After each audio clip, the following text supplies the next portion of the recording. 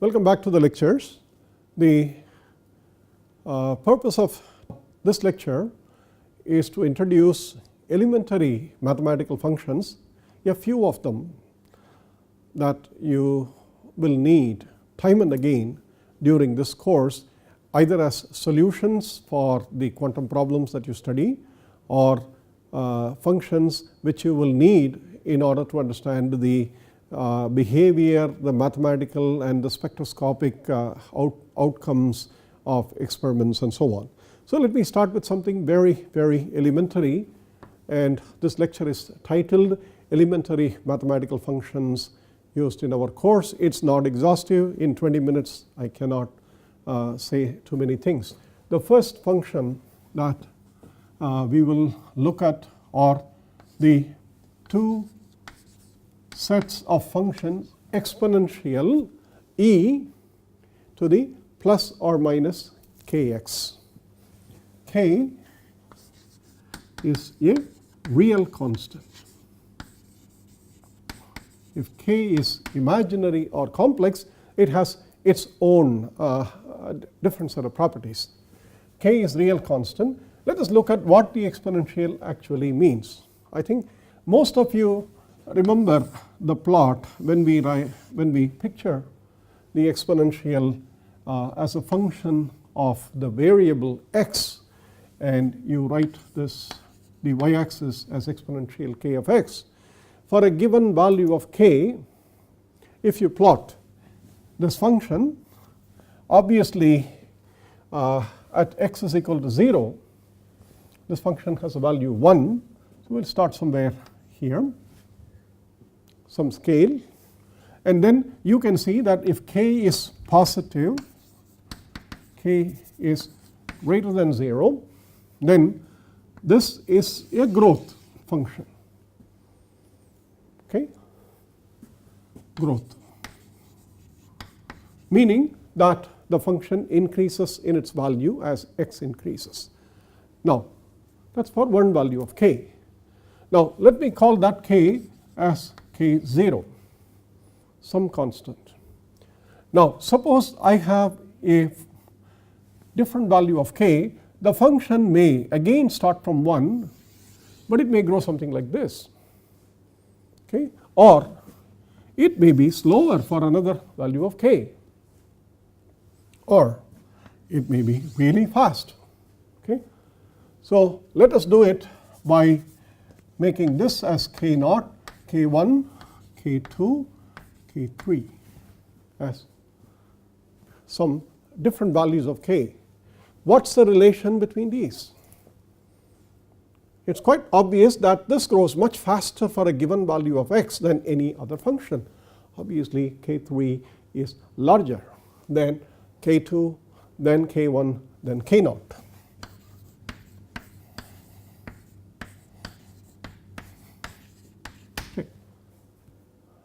That is a pictorial representation of the function. That is not the understanding of the function. The understanding of the function is slightly different. I mean, if we know that the constants are in this order, the function when it is plotted looks like that. What is the understanding of the exponential growth? Let us try and understand this function. Okay. Now, the way to see this is to consider this particular case, namely for x. We start with 1 when x is 0. At a time, at a particular value of x, okay, the function reaches some value here. When x becomes, this is x1 to x1.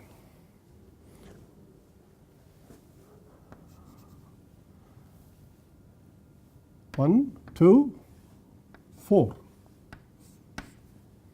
2, 1. At 2x1, so at x1 we have here, and at 2x1 the function has the value 4 for example, some units, and at 3x1 it reaches a value 8. That is, every increment, identical increment, if the value of the function doubles its previous value, such a behavior is an exponential growth. Such a behavior, exponential. There is nothing special about being doubling, being a double or doubling. The function may start with some value in the first interval. Whatever value that it becomes, from 1 it may become 3. But in the next same amount of interval, the function 3 becomes 3 square. In the next interval, 3 square becomes 3 cube. Such growths are called exponential growths.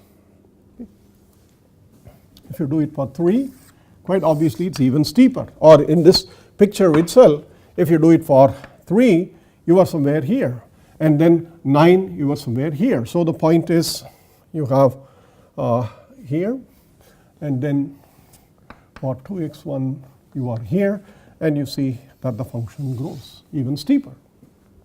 This is what is meant by k. This is what is implied by k.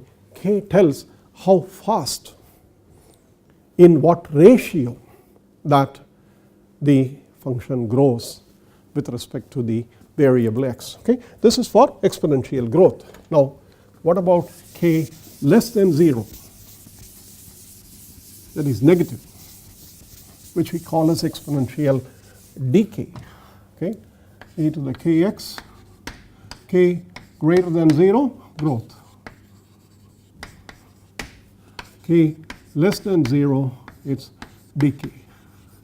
Of course, in both cases, k real. So you have e to the minus some value of k, whatever is the number of x. Okay? Okay. So if you plot this, it has exactly similar but an image kind of a picture. Okay? We'll start with x, and e to the kx is 0, that is, it's 1. Okay? And suppose for a value x1, the function becomes 1/2, 1/2. Then that's a value. For the same interval x1, that is 2x1, the function decreases by the same fraction. 1/2 becomes 1/4. That's that. 1/4 in the next interval, identical interval, 3x1 becomes 1/8. Okay. Such a behavior, if you connect, is exponential decay. That's also exponential. That's the nature of the exponential function. The ratio of the function for any given period, the ratio is the same. That is the ratio of the value before, the value after. If you take that ratio remains for one particular interval ratio. Okay? So here this is what is called the half-life, if you are interested in decay processes, and the number becomes 1/2 at a particular time t1 if you write the function exponential kt, where t is time. If you do that, instead of x you use t, then you have t1, 2t1, 3t1, and so on. So the exponential is an extremely important function having this specific characteristics. Okay?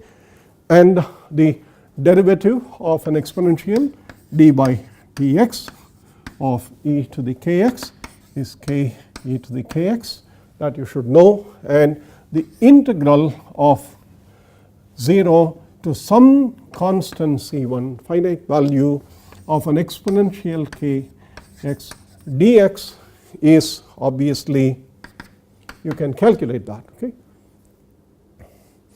If you don't put the limits, you know that it's going to be 1 by k times e to the kx. Therefore, you have to be careful that this integral is for a finite limit. If you go from, and if k is positive, if you go from 0 to infinity, this is infinite. The function is unbounded. The integral is infinite. If it is negative, you know that 0 to infinity, if you have exponential minus kx, you know what the answer is. It's 1 by k. Okay. So the properties of integration, the properties on differentiation, and the simple nature of exponential is one extremely important function for you. The second function that you need to worry about is also an exponential, but it's not called an exponential,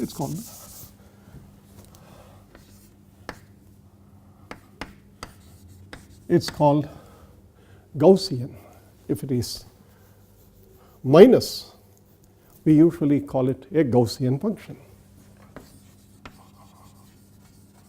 This is again important in all the quantum and spectroscopy studies that you have.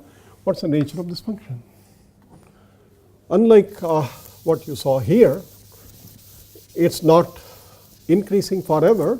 It's in fact, it's decreasing forever, because if k is real and positive, this whole thing is decreasing as x either increases from 0 to infinity or x decreases from 0 to minus infinity, because the function is dependent on the square of x. This is also known as an even function. Okay. And the shape of this function, when you plot it for x, this is plus infinity and this is minus infinity. If you do that at x is equal to 0, this whole thing is exponential 0, it is 1, and for all other values of x positive and x negative, it is symmetric about to the line, and this is obviously bell shaped. Okay. Even function. Okay. Now again, if e to the minus kx square for one value k1.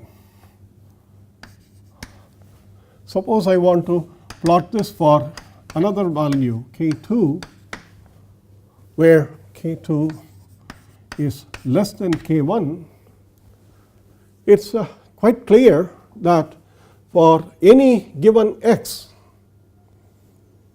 this will be smaller because k1 is more than k2. This one is smaller, this one is slightly larger, and therefore you can see that the function that if k2 is less than k1, you will have a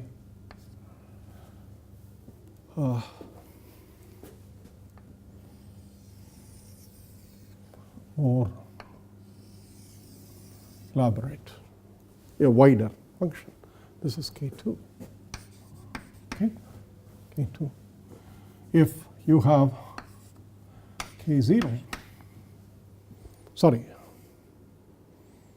yeah, you have k2 is less than k1, and you have k0 now less than k2 less than k1. If you do that, then the function is even that, k0. Okay. So the smaller the value of the exponent, the wider, the more extended the function is, or the opposite, the larger the value of these k's, the more narrow, the narrower the function is. You go from in the reverse direction. This is another function which is extremely important for your calculations in spectroscopy and quantum mechanics. And again, you must know that the derivative of this function e to the minus kx square is minus 2kx e to the minus kx square. Okay? And the integral of this function from 0 to infinity e to the minus kx square dx is given by 1 by 2 root pi over k. Okay? This is a property, and this being an even function, you can also do the integral of the same function between the entire x coordinate e to the minus kx square dx, and that is exactly twice this integral. It's root pi over k. Okay. So these are standard integrals known as Gaussian integral. Okay. This is another function that you would need in studying the properties of harmonic oscillators and quite a lot in understanding spectroscopic line shapes and so on. So basic properties you should be familiar with. There are similar functions that we will see which are slightly modified from these functions, namely multiplied by a polynomial. Instead of e to the minus kx, we may have an x multiplying e to the minus kx. F1 of x, some function. We may have x square e to the minus kx and so on. Okay? Many such functions. And also for the Gaussian, we will have e to the minus kx square, and we will have x e to the minus kx square. We will have x square e to the minus kx square, so on. These are functions which we will see time and again, and the properties and the shapes of these things should be known to you. Go back and draw some of these things. Let me draw two of them before I conclude this small introduction to the mathematical ideas. Suppose we want to plot x e to the minus kx, okay, for some value of k, and we will do that for the positive segment. Please remember, we can't try to do this in the negative segment, that is for the negative values of x. You see that the exponent, this whole thing becomes positive, and therefore e to the positive number keeps on increasing. Therefore on the negative side, this function increases beyond limit for very large values. Therefore we will stay from 0 to some positive values, and you can see that at x is equal to 0, this is 1, this is 0, therefore the function is 0. Okay? And for any other x, as x increases, this increases, e to the minus kx decreases, and therefore there is a competition between x and e to the minus kx up to a point, and that point is obviously called the maximum of that function. And after that point, the exponential minus kx drops off so much more quickly than x increasing that the competition is lost. The function decreases forever, and therefore there is a maximum, and then the function goes to 0. Okay? And how do we determine this maximum? We take the derivative of this function e to the minus kx x, and then set that equal to 0. Then you will find out that the function has a maximum. Okay? The derivative of this is clearly, it's a uv, so you can do that, and when you set the derivative to be 0, you will get a value for the maximum. Okay? So that's the maximum here. That's an exercise. Calculate the maximum.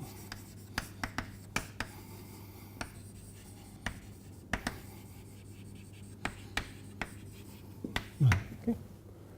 And similarly, when you go to x square, you would see that x square increases again, and exponential minus kx decreases.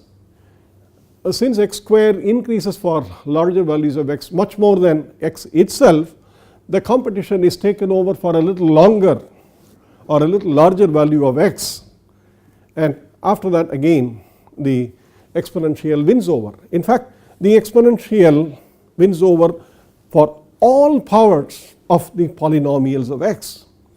If you go sufficiently far enough on the x, eventually it is the exponential that will kill the whole thing. It's very, very important. Therefore, if you think about x square e to the minus kx, I can only say that it would be